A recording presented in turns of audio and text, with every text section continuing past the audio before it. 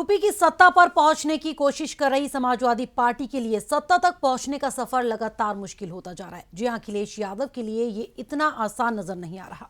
पहले कानपुर और कन्नौज के इत व्यापारियों का अखिलेश यादव के साथ रिश्ते का आरोप, और अब हत्या मामले में सपा के पूर्व सांसद रिजवान अहमद की गिरफ्तारी कहीं ना कहीं अखिलेश यादव की मुश्किलें बढ़ाता हुआ नजर आ रहा है। देखिए रिपोर्ट।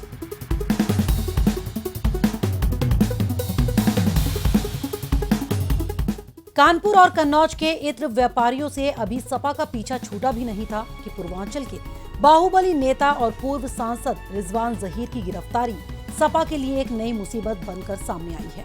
दरअसल सपा के पूर्व सांसद और कद्दावर नेता रिजवान जहीर को हत्या के मामले में गिरफ्तार किया गया है। रिजवान जहीर के साथ उनकी बेटी और दामाद को भी गिरफ्तार किया गया है। सपा नेता रिजवान अहमद पर तुलसीपुर के पूर्व चेयरमैन फिरोज पप्पू की हत्या का आरोप है। खबरों की माने तो रिजवान जहीर ने अपने ही 2 करीबी शूटरों की मदद से फिरोज पप्पू की हत्या कराई थी। घटना का क्रम ये रहा कि ये लोग करीबन 1.5 महीने से फिरोज पप्पू को हत्या करने की फिराक में थे। उससे पहले जिस दिन घटना हुई उससे पहले 3 बार ये पहले भी हत्या का प्रयास कर चुके थे, मगर ये हत्या नहीं कर पाए और 4 तारीख में अपनी योजना में सक्सेसफुल हो गए हैं। और इसमें हमने सारे एविडेंसेस कलेक्ट किए हैं।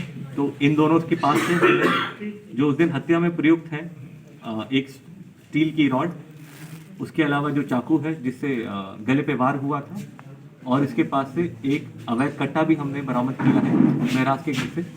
पूछताछ में इन्होंने बताया है कि पूछताछ में इन्होंने जो ये रमीज हैं और सांसद हैं, इन लोग का इन्वॉल्वमेंट बताया है। और यही बताया है कि जो धीरे धीरे जो पूर्व चेयरमैन का कद बढ़ रहा था और समाजवादी पार्टी की तुलसीपुर सीट के लिए टिकट की उनकी प्रबलता थी वो बढ़ती जा रही थी, और इस संबंध में वो चाहते थे कि जो सीट है वो इन्हीं के परिवार में रहे और बाहर ना जाए। मगर धीरे धीरे इनको लग रहा था कहीं सीट उनके हाथ से ना निकल जाए, और इनकी प्लानिंग 1.5 महीने पहले प्लानिंग बनी थी।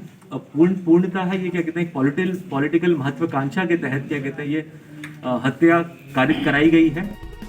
ये पहला मौका नहीं है जब रिजवान जहीर पुलिस की गिरफ्त में आए हों। इससे पहले भी अप्रैल 2021 में यूपी पंचायत चुनाव के दौरान हिंसा भड़काने और आगजनी करने के आरोप में रिजवान जहीर को गिरफ्तार किया गया था। साथ ही यूपी सरकार की तरफ से उन पर रासुका भी लगाया गया था।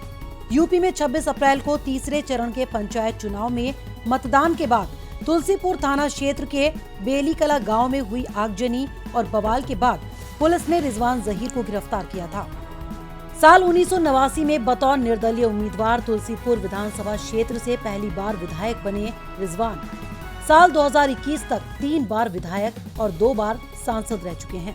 इस बीच रिजवान प्रदेश की सभी प्रमुख पार्टियों का हिस्सा भी रहे। एक वक्त था जब रिजवान अपनी ग्लैमरस लाइफ को लेकर जनता के बीच काफी लोकप्रिय और कद्दावर नेता माने जाते थे, लेकिन दल बदल की राजनीति के कारण धीरे धीरे वो अपनी छवि खोते चले गए, और आज नतीजा ये है कि वो एक आरोपी के तौर पर सलाखों के पीछे पहुंच चुके हैं। हालांकि इन सब के बीच अब देखना ये होगा कि रिजवान की गिरफ्तारी सपा के सफर पर क्या असर डालती है। Bureau report, R9 news.